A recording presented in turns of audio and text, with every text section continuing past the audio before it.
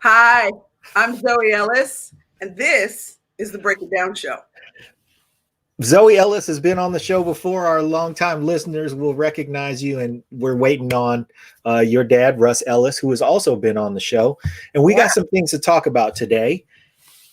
Some things that I'm very excited about, and some things I know you're excited about, and your dad, I'm positive, is excited about. Yeah. So we will do that. Now, he's having a technical difficulty, so hopefully he can sort that out while we're. He'll figure it out, and I got him here in case. Also, while he's figuring it out, let's talk about him. Let's talk about him. Yeah, he's not here, so we're going to talk about his behind. The thing that really we're talking about is that he's had a song called Umchugga that's on his album. Songs from the Garden. Yep. Yeah. And he is challenging everybody to do a remix, and it's an open-ended, come as you are, do your thing, and if you want the stems, you can have the stems. That's right. And you can remix and do it. And here he is. So I'm gonna bring him in, but I'll still talk about him. And we can continue to talk about it. Yeah. Oh, I know that. Look at that. I know. Right. We look alike, boy. We have the apple and the tree. Hello, Father. Hello, daughter. Hi, John. How you doing, Russ? All right, I'm okay. We were talking about you, Pop. We were talking about you while you weren't here. Well, okay. Go ahead.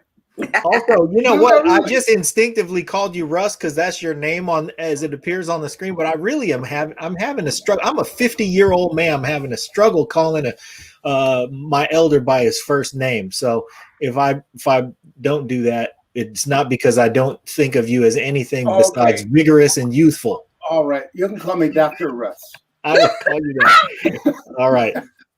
So no. We have celebrated this album that you put together with some help from some of the kids that you helped raise in your village. Yeah. And now we're going to talk about, we can talk about anything you want, but one of the things we're going to talk about is the Umchugga remix that was recently completed that, man, I'm terribly excited about. Yeah. So let's hear the story. Did we talk about all of the remixes last time you were on the show? I don't think we talked about any of them, did we, John? We might have touched on them because at the time there were probably 3 or 4 remixes that were on the website. 2, I think, because now we're at 4, right? Or 5. Oh, okay. 4. But Dad, remind everybody the story of the original Umchugga and what your motivation was for the song. Well,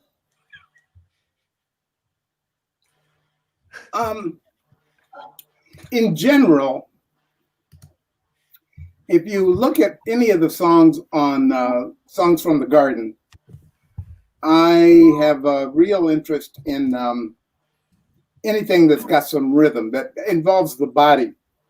That I want the sound to get to your body. You dance or move or something, And my kids don't know this, but they're hopelessly trapped up in my version of all this stuff because from the time they exited the womb, I danced with them to music and wildly and fiercely. And they don't know, but they don't have any choice at all. They're just hopelessly trapped up in their father's rendition of how you be in the world with music in it. So yes, sidebar with our listeners. Dr. Russ wants you to shake that thing. That's right. Well stated, John. Right. Oh, shake or glide. You can glide. Bounce, whatever you want to do with it. Yeah, however you use your body. John, John, I got an example. Huh? But I got You froze up. an example, Pop. And my dad used to have these epic parties at the house. And I could sleep through them. And I went to bed.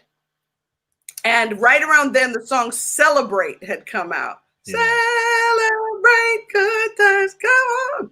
And I think it was like, I probably thought it was 2 or 3 in the morning. It was probably midnight or something, but I had already gone to bed. Oh, we lost Dad. Oh, well, I'll tell the story anyway. Okay. So I went to bed, and I'm going to say around midnight, 1 in the morning, the party really got hopping. And you know how sometimes at a party back then, it was on vinyl. So in order to play the song, you had to pull the needle back, right? So my dad got excited about the song, and he just pulled back the needle a million times. And then he came and woke me up and was like, come on and dance. And I went downstairs in my probably a Wednesday too. Yeah, right. And I went downstairs in my nightgown and I boogied with his adult friends. He's back. Uh-huh. I'm telling him that you woke me up to come downstairs and dance to celebrate at one of the parties. That explains a lot, actually. It was one of the greater memories of my life. David knows it too, so I know for sure that it's true. Father. Oh, wow. How old were you? Probably 9. And you were really into the song. So eventually you just were like, come on. And I came out there and boogied with your friends. So there was a lot of dancing happening. He's telling the truth. Yeah. Yeah. We lived at 1333 Grant Street for many, many years. It's a clinker brick, redwood, 2-story, about 2,500 square foot place. But it had this great dining room with all kinds of space. And I had I think I mentioned this last time, I was one of those 1950s hi-fi freaks, So I had everything. You could hear things that bats couldn't hear on my house. recordings of grass growing. Right. I couldn't hear them either, but I was paying for them and I knew I had the specs, And so I had these gigantic LBL speakers in the living room. Theater speakers in the living room. And I turned them up full blast and disturbed the neighbors. But we lived at a dead end, so it didn't really disturb anybody. But I would take the kids down or pick them up and dance with them in the living room. And that was fun for me, too. And they just let it go. They figure, well, this is what he's like. Let's do this. Oh, I had fun. Oh, okay. Fun, but I had a great time. Good. Well, good. But Chugga is my dad's cry to ask people to vote. Yes, well, that's what it's for. That's the idea of it. Here comes Daryl, I see. Yeah, but he shouldn't be in quite yet. He's got another 10 minutes. Okay. Yeah, so we got Eric waiting in the wings though, because he's gonna talk about you as well. Right. So Chugga, maybe in a dream musical space, it's probably close to I love you, keep on keeping on, we're in this together. Chugga. Yeah. But it's great for making a rhythm, right? Chugga, chugga, chugga, chugga. Yes, it is. Which we also heard for our whole childhood. For any rhythm, all kinds of versions of me messing around, with sound and rhythm and vocal stuff. And Chickading, another one I would refer your listeners to check out, did with Al Marshall. Is another thing, just a couple of words that make a rhythm, and then we can blend some music to it. But my thought with both of those with nonsense syllables as parts of their titles is I wanted to just have a simple, uncomplicated entry into people's consciousness about things political.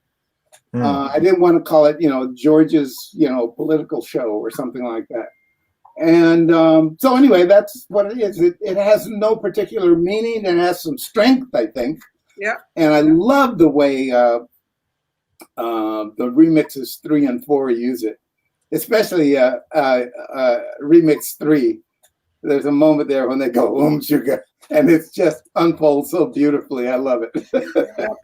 So there's all the homies on remixes, John. There's Mike Blake, Chris Berger, Chris got my daughter Lily to rap a little bit in one of the remixes. It's great. It's fantastic. And if my father doesn't mind me telling the story, when I started writing the remix, I had absolutely no idea where I was going other than, the election is sort of heavy on everybody's mind right now. And I'll be very honest, the story that actually came out of me very quickly was a moment of reflection on, how like if you have a heavy moment in your life, you remember everybody that showed up and you really remember everybody who didn't, right? And when George Floyd was murdered, I had a couple of really painful moments, specifically with white folks in my life who didn't say anything when it was sort of time to pick a side. You know what I mean? Who really didn't, who thought we were cool because we had been cool, but didn't say anything to me, didn't say anything publicly, and it was hard.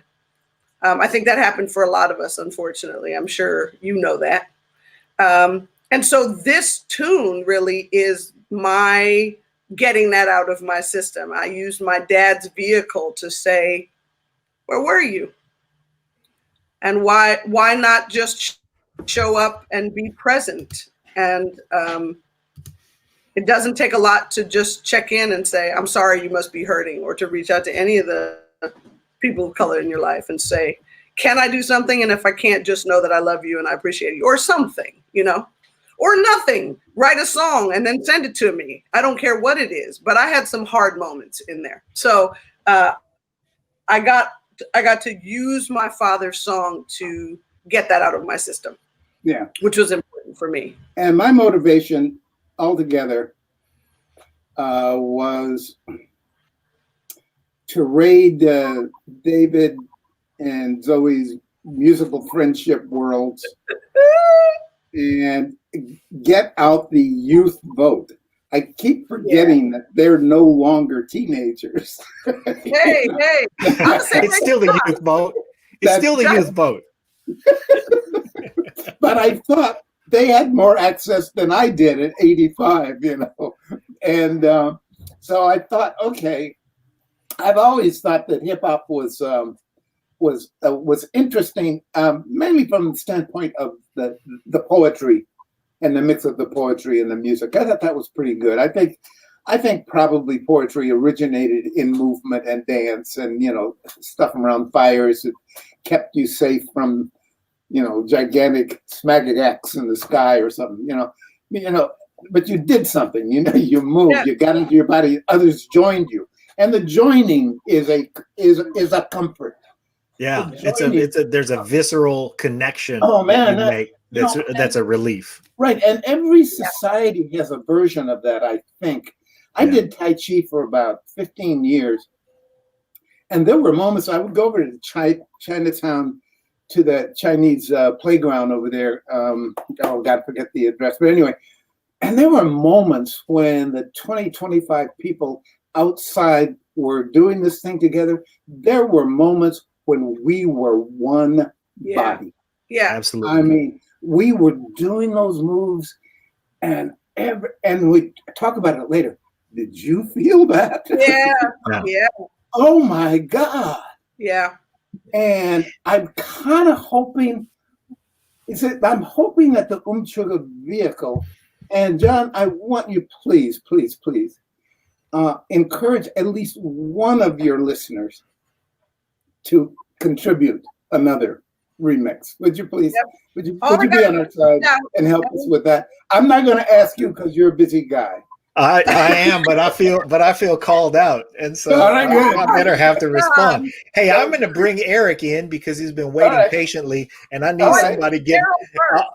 Also, I need somebody to get me off the hook. I think it's Daryl. It's Daryl you want to bring in first, and then Eric. I don't see Daryl on the stream. I see his text saying that he's here, but Eric Dinwiddie first.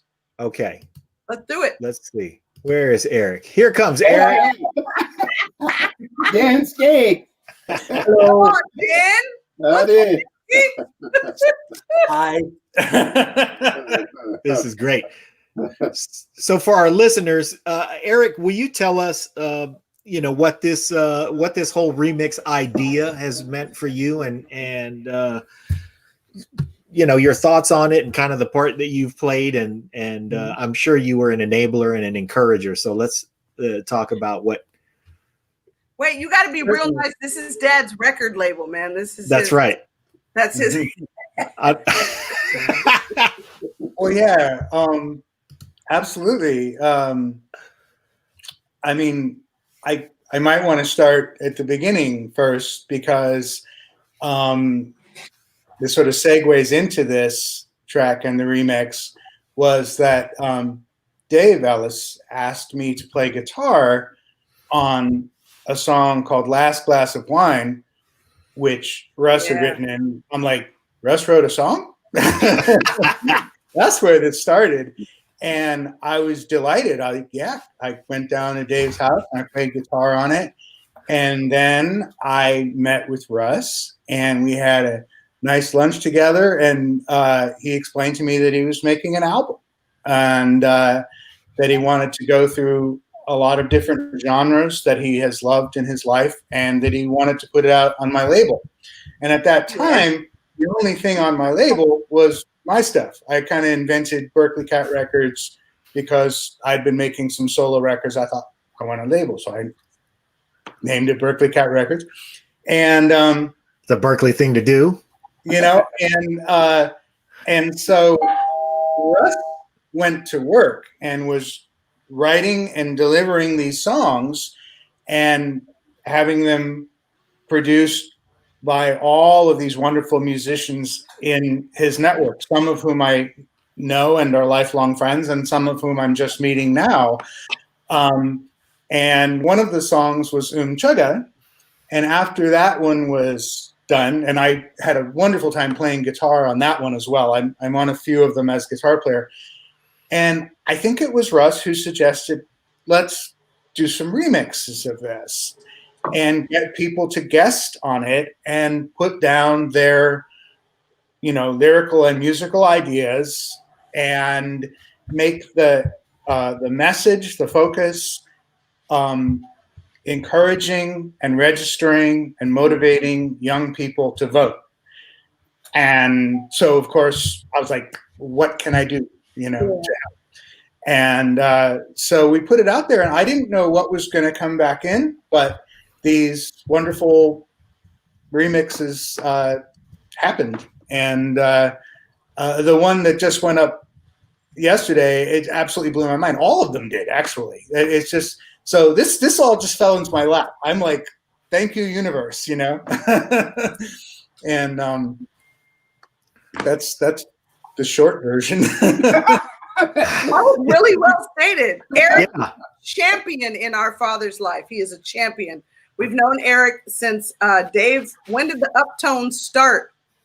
When did Dave join the Uptones, Eric?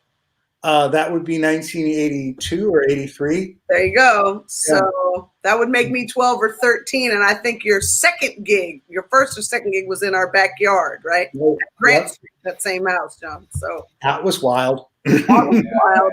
Yeah. It was good, though. It was really good. Hey, John, we had that dad. My brother joined a band. Yeah. We had mom and dad, actually. And when it was time for them to gig, and they had, back then all of our bands, you remember, John, all of our bands had 13 people in them. So the Uptones, the band my brother was in with Eric, and how we met him, got to do a show in our backyard, because that's the kind of house we were, right? Mm-hmm. Mm-hmm.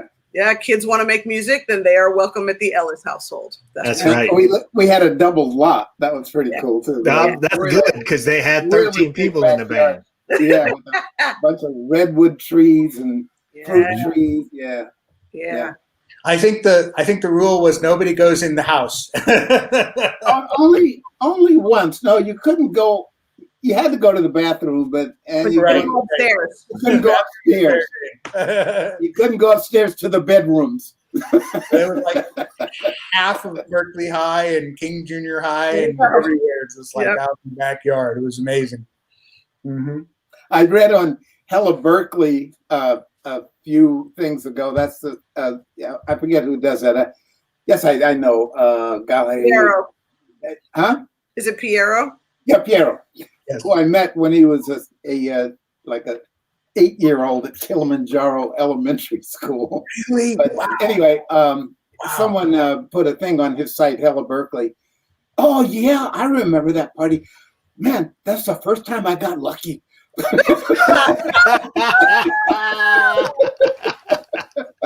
Great. Legacy. Yeah. Well, then we're finished. All right. He'll be right back. No fear. Hey, Eric, while we're here, Amazon package. I want to just say thank you, Eric, for the way you have championed this whole situation with my father. It's really, It is yeah. my honor and pleasure. This has been one of the things that has made this crazy year not just tolerable but joyful, even amidst all of the darkness. You know? So thank you. Really. You're welcome. Yeah, it's true. You know, it's important to punctuate that point because we are going through some trying times, and a lot of people are having a tough time and difficulties in their life with, you know, just employment and being artistic and their creativity being stifled. And in the midst of all of this, it is really important to have creators in our life and enablers of creators and places and spaces for the creation to happen. So, thank you all of you for doing that. I don't want to mess with your trajectory here, but I've been thinking about that a lot. I'm aching for the young people just on the verge of breaking out into the world and becoming themselves. My granddaughter just turned 20 yesterday, Bella, and she's got a new apartment and so forth. You know, of course, I'm nervous as hell for her, but, you know, it's a very pinched world she's entering. This thing's going to be with us for a while. A minute, It's going to be with us. And so how do we organize those energies? I mean, young people want to be out. They want to be making. They want to be intertwined with activities in the world. And we're locked in. So, you know, one of the things they also want to be getting lucky in people's backyards. So anyway. There you go. Really wanting that, right?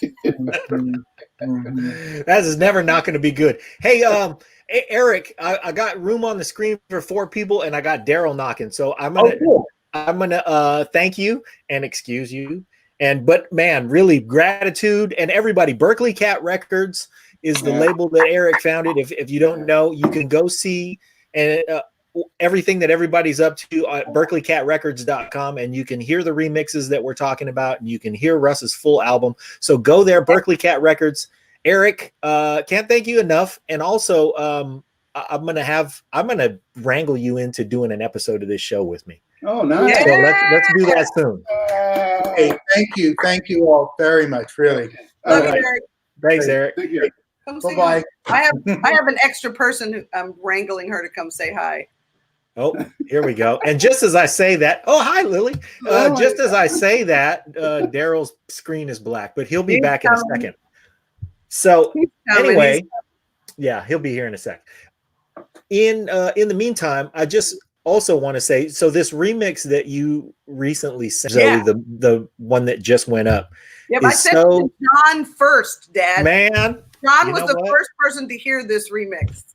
Yeah. So that might be even better than getting lucky in your backyard. So I'm just going to say that being the first person who was not in the studio participating to actually put this thing in my ears, that was a spectacular way to start a Sunday.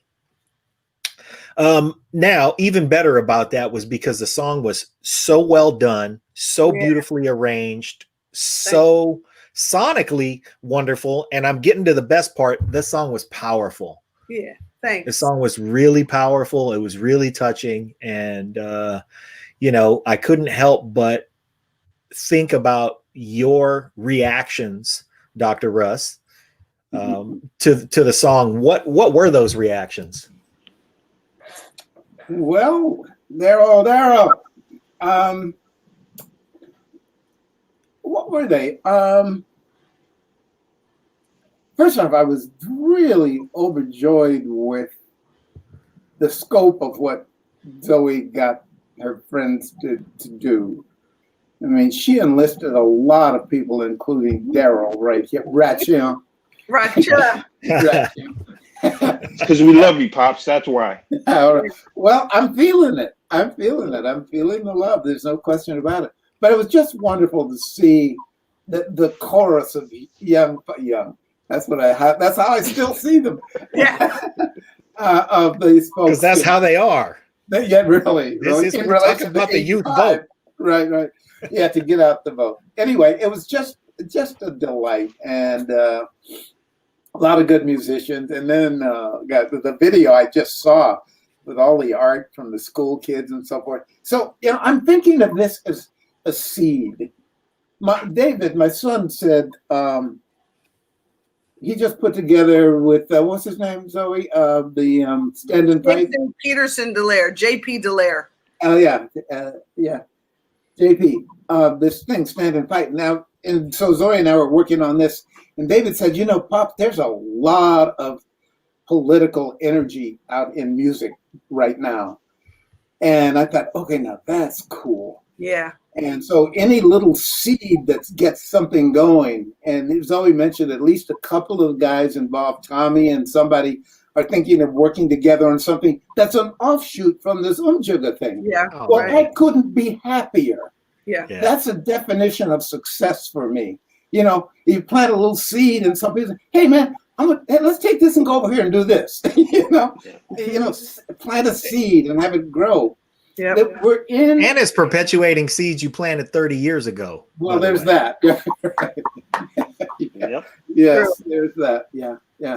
But anyway, I'm hopeful about what's coming. I really am. Zoe Yeah. calls me an optimist, but I'm actually genuinely hopeful. Me too. Good. Well, we need to be hopeful. Without hope, we we're do screwed. need hope. Yeah. We need it. Yeah. But I think this is a transition, a big time transition in American society. It's going to be hard as hell because 1/3, 40 million. I just checked how many registered voters are in the United States. I checked last night because I was watching the news. 150 million registered voters. Okay. Now, Wow. I asked the question because I was watching the news and I saw 50 million have already voted. That's right. And then I saw Amazing. tonight who they are, and they're our folks. Yeah. That's right. But that's going to leave us with. By our folks, you mean the consensus. It's going to be. Watch November 3rd. It's going to be. But anyway. I hope so, because I don't want Daryl to split. And believe me, He's married to a Canadian. He might just be out know. of here. I'm not messing around. He's got his hand up and his beard growing because he has a maple leaf tattooed on his neck. We Yeah, just right. can't see it yet. It's time to get the hell out of here. Dad, one of the great things about this community of musicians that Jon is part of, though he pretends that we haven't all been making music together, because Daryl's the older brother. I think he's older than both Jon and I. Is that true, Daryl? He's like, I don't know. I'm not telling my age. I think a little bit, by a little bit. It doesn't matter at this point. The three of us have been on the scene together for a very long time, since I was 25 and I'm 50. So, but what I loved, and the reason that I asked Daryl to come and join us is because he just put out a song called Bulletproof. Jon, I'm sure you've heard it. And I felt like, as much as Daryl and I spend our time making music together and always talking about his mother and my father and our families and how much they matter to us, that, in the midst of the quarantine, you're stuck at home. You don't know. None of us knew what was going to happen or where you'd end up creating. And Daryl had this song on his heart for a while. And we had some really good conversations about what he wanted to say. And I feel like he's put out one of the best pieces of work he's put out. And I'm super proud of him. And it felt like a nice string that ties Daryl and I together consistently. We travel through the world and the way it works together, and there's always this string of music between us. So that's Daryl playing bass on the remix of Chugga that I just did. And I'm actually not on Bulletproof, and it's so great. It's so, and I only say that to say that Daryl and I can create in a million different ways. Jon and Dad, you can create in a million different ways. But I love that the thread is now tying our community back together in some important ways, that we are all trying to just say, hey, wait a minute. Wait a second. Yeah. I think it's important for us to use our voices. It's important for us to use our voices and our platforms. And, you know, I told somebody the other day, they said, how did you write this song? And it's like, how could I not write this song? Like, there it is.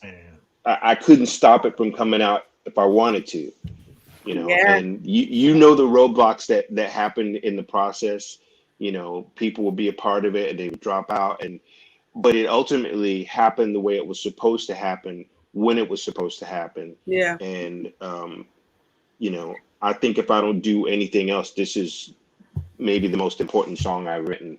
Wow. And I'm good with that. Good. You know, I think Daryl too, I just want to say that the similarity for me too is what you just said. It just poured out of you. That's what happened to my dad.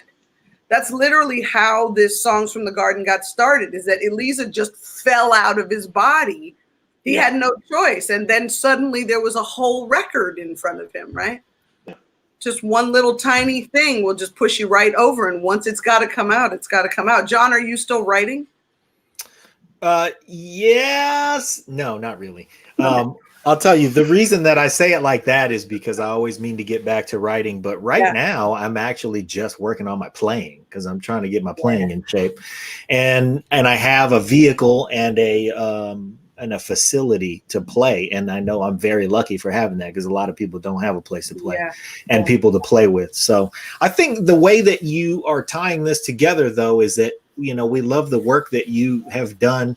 You and Daryl have made a lot of great pieces of music together, but I think you also create influentially and telepathically. So Absolutely. You can say that you weren't physically on the song Bulletproof, but I know that no matter what the two of you do, your influence and your the honesty with which you write and communicate, you know, you have fed each other in ways that we're all going to benefit from, you know, from here on out. Whether you're on the same song, you're on the same song. And we're always talking about what we're writing, Jon. I would add that. And I would also add that, like, the friendship that Daryl and I have isn't a joke, right? Mm-hmm. This is one of those friends in my life who I am brutally honest with, and who knows brutal. We are hard on each other, for real. But he's also the one who was at my door with food on the day that my mom died, because he was worried that I wouldn't eat. And he's also the one who shows up. You know, my dad got sick for a minute there a couple years ago, tried to scare us, and there was Daryl. And you're right, there is some telepathic stuff. There's some real sibling stuff happening between Daryl and I love every second of it, except for the parts where we're fighting. But I don't even mind those. We fight well, Daryl and I. Well, you fight. I just don't talk. That's not true. That is a lie. If I say what I think when I'm angry, that is a formal battle. That is a formal battle. That's not a formal battle. And I want this show fact checked. I want it fact checked. You can fact check it all you want. You can fact check it all you want. You can ask my wife. When I'm angry, I don't talk, because I know I can't take it back if I say it. That's true. And I don't ever want to. We're not that kind of mean to each other. No, but I don't want to say something hurtful if I'm angry. Oh, yeah. Because I can't take it. I can't take that back. Well, no. And sometimes the stuff that comes to my head is you know, I can, and that's not necessary. Me too, Daryl. This is put it in your music. Put it in the music. Put it in the That's right. So, and Daryl loves my dad. Let me tell you what, he loved my mama too, but he loves my dad and my daughter, and he's definitely a champion for my family. So thank you for playing on this song, Daryl, for my dad. Thank you. Family is a real deal to me, and it doesn't just mean the people that you were born into. Right. You know, there's some people in your family you don't necessarily have to like. But the people that you choose to be in your family, that's a whole different thing. Yeah. Yeah. You know. Yeah. So Yeah, I'm there's a glad the song growing up came out family. There's a growing up family, and there's a. Jon is frozen. Oh, he is frozen. Yeah. Well, that's all right, fellas. Let's talk about him. well. This is Zoe. I like his hair. And I like his hair. his Yeah. hair has been the same for how long, Daryl? How long has his hair been? John's hair has been I've been consistent. booted offline. There we go. There he is. There he is. Oh, We Who's didn't got a say, haircut? we didn't You say didn't anything hear. about your hair, John. We Say didn't what talk now? about your hair at all. Oh. No. Hey man, here's the thing. I'm 50 years old. It's still mostly one color, Come on. and I have most of it. So I'm gonna let it go. Alright. And then when it starts, when it starts misbehaving and falling out and all of that stuff, then Yeah. I'll clean it up. But this is sort of my last hurrah I'm not mad at you. at letting my hair go. So I'm gonna let it go. Well, good for you. Good for Yeah. Yeah. So I'm gonna shave mine off and let it grow back just to piss off people who don't have that option. yeah. Just another way of expressing. Yeah.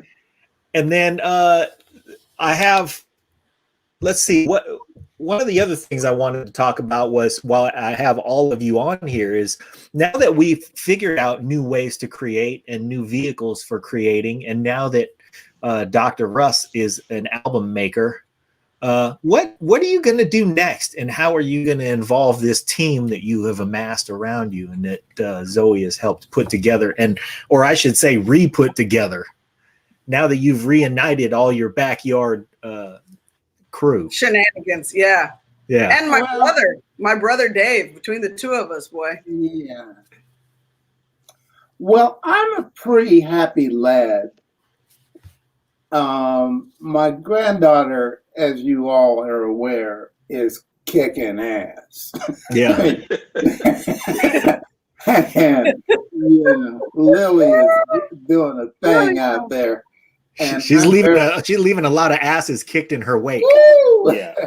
And it's all very natural. She is aware. All the Ellises are somewhat stage inclined. I don't know where that came from, but yeah, that's the case. And Lily is just there. She's not self-conscious. She's not doing it she can do it. Yeah. And She's clearly not starved for attention. that's exactly right. Very well put. Yeah. Jon, that is spectacular what you just said. That's exactly right. Yeah. She's not gobbling up the attention. She loves it. It's fine. She's good at it. But she's using it to make statements. You guys have to see the ad she just did on bullying. Zoe, make sure they see that. It is. Yeah. Well, she's smarter than most adults I know, Yeah. including myself. Yeah. I Anyway, would concur. So, and my daughter everybody knows my daughter. My daughter's been swimming in this music thing forever, with the help of Daryl and all kinds of other folks. And so Dave's doing his thing, and he goes way down in there and puts all these pieces together and fusses over every little piece, make it all perfect before he lets it leave his house, And Bella is out there doing her thing. So I'm feeling pretty good as a father and a grandfather. And I did this album, and I'm pleased with it. And then the Umchuga offshoot is a surprise to me. But I like it, and I'd like somebody else to chime in. Maybe a couple of folks, Jon, with your help, you'll go get us some folks. But I'm really happy with that. But I'm kind of through. Before I die, I'm 85, so I ain't around here for much longer. But I'd like to get my fingers in some political stuff and do a few things. I've got some buddies who are active politically in their old age. I'm working with a group called Ashby Village, and we're trying to get them this old folk stuff. And so I'm doing that. I have one other project that I'm pretty serious about, and then I'll stop. I just bought a domain called Berkeley Sings, all one word. And I want to go around and collect Berkeley singing. Now, Berkeley with quotes. It can be outside the borders of Berkeley. But I'm thinking of going and getting school kids singing, people in churches singing. And so it's just natural singing that's coming out of the community, and put that out and just have a reservoir for it so people can go visit it. So that's my next project in my mind. And I think by correct, you mean get recorded, right? Oh, yeah. Yeah, because we can't go into any churches or anything. That's it. I just want to qualify the person thing. Now, I'm echoing for me now. Am I echoing for you all? Yep. Yes, you're echoing very much. That's new. Everything is echoing very suddenly. Yeah. It's not awful. There we go. Better? Okay. Yeah. That is better. You know, John, before I forget to say it. Wait, I just want to say it was absolutely awful, but this is how much your dad loves you. No matter what you do, it's not awful. It's not awful. It was terrible. No, he does love me. You're absolutely right about that. We got a good thing going on, me and my dad. We got a good thing going on. And, you know, he says that he doesn't have anything that's up. And I believe him when he says that he has a couple projects he's serious about. But as I said in my liner notes about my father, and Daryl will definitely attest to this, my dad is a participator. So he in life. And so it could be that something comes and he decides that he will launch into it. And he's not flighty. He doesn't change from one thing to the other. My pop gets very single-minded about something that he's going to get done, and he chuggas along to get it done. But, you know, something could come up in the midst of this quarantine. My father's a fabulous painter. He's a grand sculptor. He's made art of all kinds, bronze castings, all kinds of various things. His art hangs all over all of our homes. And something else could bite him. And what I love about him and why I'm so glad to be his daughter is he'll just try. He doesn't have a whole lot of boundaries around art. I have boundaries. I'm going to say out loud that I think Daryl and I share a similar kind of boundary of how we want our music to be shaped and to sound. My father has zero boundaries around art in any medium. He has no boundaries. You know, he had a studio for a while, and I would take Lily down to hang out, and he'd have ink and a straw, and he'd be blowing bubbles, and then he'd see how they fell, and then he'd have that blown up so you could see what actually happened in that tiny microcosm, and then have it printed. And it'd just be gorgeous, and you would have no idea why, but he was certainly willing to give it a try. So it doesn't get That's much the beauty of imagination. Huh? That's the beauty of imagination. That's exactly it. And I think that as an artist myself, having a father like that is really, having a parent like that is really a gift, because it allows you to try. Just try and come back and say, sure, you're echoing, hun, but it's okay. You tried. Yeah, that's why I've been trying to get this adoption thing worked out, because I know, Dad. My dad was like, no, you do it like I say, you know. Yeah. And Dad, Daryl's there was looking for an adoption, a formal adoption by you. We've been talking about this for 20 years now. Yeah. Okay. It's true. Right. Hook a brother up. I don't want anything, you know, you don't. I understand. That's just fine. I'm open. I hereby declare that I'm open. Yeah, hey, I got a great dad, but I'll take another one if you're open. There are no rules. It's pretty good. I don't want to forget to say out loud that the reason that all three artists in this corner of the screen sound good on the last couple things that came out has a lot to do with Cam Parridge. Oh, yeah. And Cam Parridge is a champion. I mean, he is a champion. He is a phenomenal musician. He is a fantastic engineer and producer and mixer and arranger. He is also, what'd you say? And the maker of rain. And the maker of rain. He is like literally, Cam and I cranked out the beginnings and the frame of Chugga in less than a day, just going back and forth on the phone and sending stuff back and forth. And he can work at the speed of light. He's also very honest about what he wants, what he thinks, what he needs. He loves the same family connection. And he poured his heart into Chugga. And every day I got a call or a text from Cam that said, I am so happy to be part of this. And a lot of that sonic goodness that you were talking about earlier, John, has a lot to do with that. Not only is Cam good at his job, but he also really wanted to be doing this and Bulletproof. He really wants to be seen, to be participating in the movement that is in front of us. So, Cam is a huge part of why my music sounds the way it does, but not just because of his engineering skill, but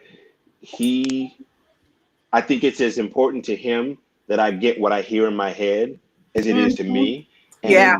he will force me to make decisions. Like sometimes I'll go outside and make it something crazy. He goes, no, you got to do what you do.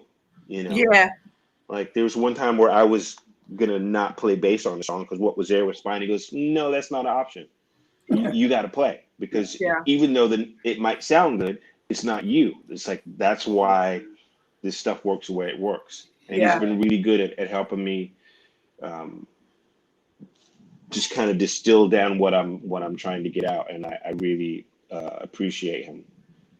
He's a good. You know, I'll throw in 2 cents about Cam, because if our listeners are less aware, understand that the recordings that we're talking about are, I mean, you guys are just releasing stuff that is sonically world class. Everything sounds absolutely magnificent. Not to say anything's overproduced or anything like that, but just the clarity, the fidelity, everything that you can concentrate on the art as a listener, because there is no obstacle to your ears. Your ears get exactly the color and the tone and the texture that was intended. So there's that about Cam, but also his appearance on the Break It Down show. He came over to my house. He had I think it was a surfboard on top of his car. Oh, a longboard. It's a longboard. Yeah. And I don't think he had any shoes on. Nah. And like, he walked in my house and we had dinner and like my house became more zen because he walked into it. So it's one thing to say that his work is what it is, but his personality has an aura, and when he walks in the room, there's a difference. He's just a difference maker in the mood that happens around him. So I don't doubt any of the things that you say about his contribution, just because of the way that he emotes just sitting still. Yeah, That's true. Yeah. So. I want to slip in something that I have been meaning to say for a while, and that's about Daryl and the bass. Daryl makes me so happy on the bass. Oh, thank you. You know, Thanks. There's so much going on down there in the bass world, in all music. And if you don't know, sometimes it's what's making you happy and you don't even know it. But he lives down there with just such beauty and confidence. And I'm just so happy to know you and to have gone to your live performances out in East Jesus. I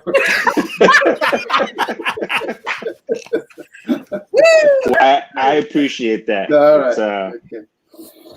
Yeah, it's like a litmus, right, John? Daryl would be like, Dad coming tonight? And I got to the point where I was like, Daryl, my father has been to your shows, my shows, 11 times. He's not coming out to Napa for our 45 minutes. He won't be. It makes a difference. It makes a difference. He loves when you're there. Yeah. I missed the show in East Jesus. Me too. Man, that was a good show. That was Daryl, good. it's not mandatory that you stick with us. I love having you here, but I know you have a life to get back to in your house if you got to go. Well, I do need to go feed my peoples. Yep. I love you all. Thank you, John. And you guys keep doing what you're doing. You guys go out and get Bulletproof. If you want to, you can go see the video that was made by Nino Fernandez. It's absolutely fantastic. Yeah, and the song is magnificent. Another brilliant guy. Yeah. Thank you guys so much. Thank you, Daryl. Thank you, Daryl. Bye. All right, man. Take care. Now I just sit here and get to listen to the conversation. I don't even. Yeah. What a crowd you've surrounded yourself with here, Dr. Russ. And as we close, we're rounding third base here. And I just want to say that your encouragement for everybody to go out and cast their ballot, I'm glad that it's coming back to you in the form of a lot of people voting early and a lot of people making their vote heard, their voices heard, and their votes count. Since you've had more of a lifetime than everybody else who's appeared on this episode so far, tell us about your perspective for what's going on right now. I mean, do you think that in the 85 years that you've been on this planet, the talk about the progress that we've made as a society, and if it's been what you expected, and what you think we're going to see moving forward in the short term and in the long term? That's a lot. Just a little tiny question, John. Hit it, Dad. As the American folk tale goes, I was raised in that briar patch. Yeah. I know how to handle that kind of question. Or politicians, you answer the question you're going to answer.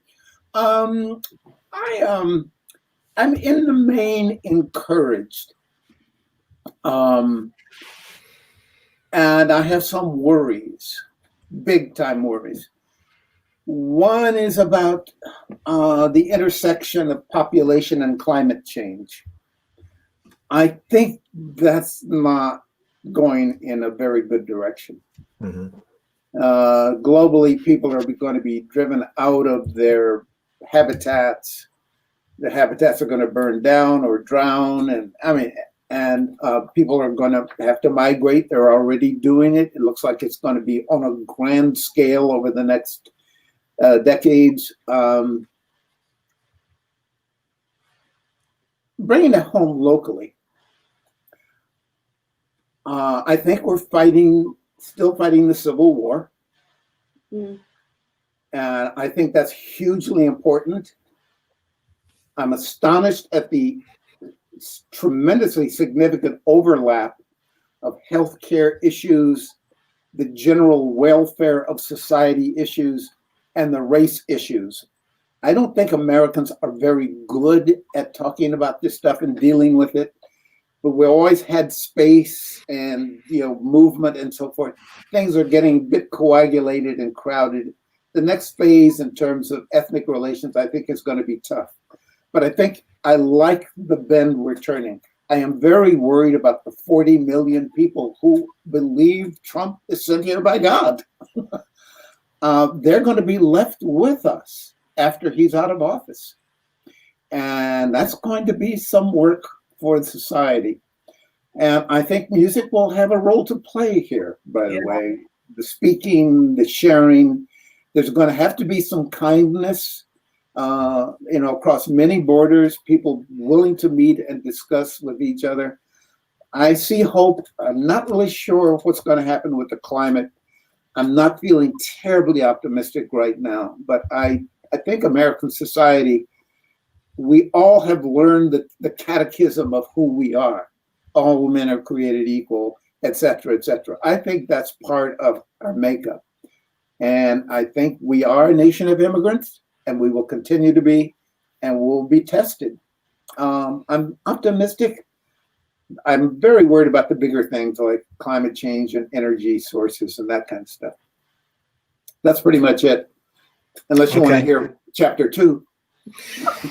Well, I'm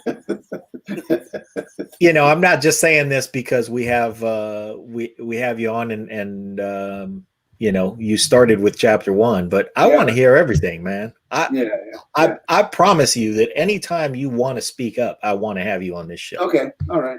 So understand that. But if you want to, actually, I think that sounds very hopeful to me.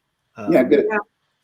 It really sounds optimistic, and given that you experienced a whole lot and a wide spectrum of the stuff that has gone on in the time that you've walked the earth, that sounds like a great big ball of optimism that I'm happy about. And my granddaughter Lily, there are many other Lilies out there. Yeah, I've been paying attention, man. There are some young people. People worry about Lily using up her youth on this kind of stuff. I don't think that's what's happening. I think she's growing and she's going to be a full person. She's simply learning in the culture she lives in what's important and what she makes of what's important, how she wants to express herself. But she's not alone. No. And the generations behind us give me a lot of hope. I'm really hopeful about the voices and the articulation and the comprehension of the young people behind us. Yeah. Including you two guys. Yes. I mean, Us here young we are. people. Here we are doing this. Yeah. You know, here we are doing this. You know. Yeah. Yeah, well, this is fun. So Yeah. I just want to for our listeners, when you get a chance, get out to berkeleycatrecords.com. Go listen to the entire album that Russ has assembled at age 85, his debut album. That's it. Yeah. I mean, a lot of people wrestle with the debut album, and when they have youth working for them, it seems like a great thing. But what you've been able to do is you've amassed a cast of characters with the help of your children and the children in the village that you raised, that was around them. You were able to say things that operated from a maturity that we all hope we can survive and get to. So it's an important perspective with a whole lot of freshness that it sits upon. Well, let me just say this, John. I do want to interrupt you right here. Okay. It helped a lot that it was in Berkeley. Yeah. Yeah. There was music in the schools. Yeah. Mm-hmm. Zoe was a trumpet player for a minute or two in the That Berkeley was schools. Phil Hardiman. And Phil Hardiman, Berkeley High Jazz Band. But the music was down in like the elementary school world. And the town. You guys had feeders. That's right. The town is full of music. Today, the town is full of, it's a musical town. So we were floating on a sea of a musical inclination. So we just benefited from being here. Yeah. And I had an overweening, Judith, my wife, and I had an overweening interest in music and sound and so forth. And so the kids benefited, and then they brought other kids around us and something built. But it was in very fertile soil of Berkeley. Yeah. Yeah. Well, to punctuate that point, I grew up in Vallejo, and we had a cool jazz band, and we were pretty good. But when we went places from Vallejo, though, absolutely great musicians out of Vallejo, man, fantastic. And the thing is, when we went to when I was, I think I might have been it was a junior or a senior, because I was in the jazz band, and we went to Santa Cruz to play at a jazz festival in Santa Cruz, and we all competed amongst the high schools except for Berkeley High. So that's how that worked. It was like, oh, hey, all you high schools, we're going to put together everybody's going to compete in this thing at Berkeley High. And then when you are all done with your revelry, we're going to bring Berkeley High out, and they're going to give an exhibition. You're right. It was like, we're not even giving you a trophy. That's fair. Yeah. That's fair. I mean, that's not, I'm prone to exaggeration, but that happened. And it happened frequently. The people said, what's in the water out there? Yeah. That's right. Yeah. John, I'm going to just throw this out because I know that we're going to wrap up soon, and I would be a bad friend and music partner if I didn't say it. But this Chugga remix that I worked on for my father, this gift to my dad, included my longtime singing buddy, Michael Marshall. Yeah. I got Bob on it and Rumors, and it was a joy and a pleasure to sing with him again. And I'm pitching that Mike is working on new music and has invited me to help him with his next project. I'm very, very excited to do that. So there's another seed, Dad, that comes out of this adventure. Cam Parrish, Daryl Anders. I pulled my little brother, my little play brother, Lex. Augie's Montreal Deli. Man. You gotta go to Augie's. Gotta go to Augie's. Well, I saw John at Augie's. John's been there. By the way, yes, I did go to Augie's. Zoe fed me at Augie's, and anybody who walks in there is going to get fed properly. So go there. Yeah. But man, pulled him out of retirement. Tommy Shepard, also, who is the co-lead of Alphabet Rockers, which is the group my daughter's in. But I met Tommy through Lex when he was a kid and rapping with the Mofessionals sometimes. He grew up, started working with Tommy. So that's how I knew Tommy at all. And now my daughter's in a group with Tommy. And when Lily heard this verse back of Tommy, she went, I feel like he's mine. I really feel some ownership. I said, that's how we all feel about our first MC. Totally appropriate. He is yours. He is yours. So, I mean, that cast, and then singing back there, Leah Ticey, Sonia Distel, Dan Turman, Jenna Mamina, Luke Frank, Will Hammond Jr. I mean, I called all the Everybody and just said, put your voice in there. Brian Dyer is back there. I mean, it's hard to catch folks right now, but that song is, and I say this in the liner notes, that song is representation of the kind of participation in life that my father gifted me, the optimism that he gifted me. Like, I think one of the things I got from you, Pop, that might be the most important thing I got is it doesn't hurt to ask, because no isn't a failure. Right? It's okay if you say no. No is a complete sentence. My father also told me that. Right? But I'm cool if I call you and say, can you sing on this? And you're like, I just can't. I'm like, it's cool. I'll call you next week. Like, I don't have any agenda with no. It doesn't bother me. But suddenly there were 20 plus people. My friend Dan Turman's kids are on there. Maya Fleming from the Alphabet Rockers. Lily is singing on there. I mean, this is really just proof of how I was raised. That's what this song is, and this remix are proof of that guy right there and how he raised me. So this was a Bay Area musical reunion of the Fantastic Four and the Super Friends. Yeah. The Justice League. Yes. And it all happened because of this remix opportunity. And I also just want to acknowledge that it couldn't have happened without Eric. And then all of these things that you say about the, you know, no being a complete sentence. There's a sentence that goes around behind your back that is, you never say no to an Ellis. I think that's on a bumper sticker that we all hide from you. Because we don't want it to go to your head, but it's floating around out there. It's like somebody finds out there was a call that went out, and it was like, did you get the call? Yeah, I got the call. Are you going to say no? No, I'm not going to say no. You don't say no. Daryl and Cam did not get that bumper sticker, so they don't say no to my father, but they'll say no to me. John, you are a gem of a human being. I just thank you so much. Thank you so much. Thank you so much. Well, thank you both for your work for all these years, and for all the art that you've created, and for the catalyst that you've been for the generation that came behind you, Russ. Zoe, you know, when you had 13 people in your backyard making music, you made Bay Area music history. Those were 13 people that I admired a great deal, and at least 2 that I had a crush on. I won't say which 2, but there was only 2 females among the 13. So you take a guess. And now we have another generation with Lillian. And I really mean that anything that I can do for any mission that either of you are on, you just let me know. I'm in 100%. Thank you, man. The next person you're going to have to contend with is my niece, Isabella Grace. Oh, my goodness. She's an actress. She got that. My father had that too, but she's got it. That's going to be a trip. We haven't even started on my nephew, so we'll see how that goes. But he's got something to offer as well. Well, great. We'll keep it coming.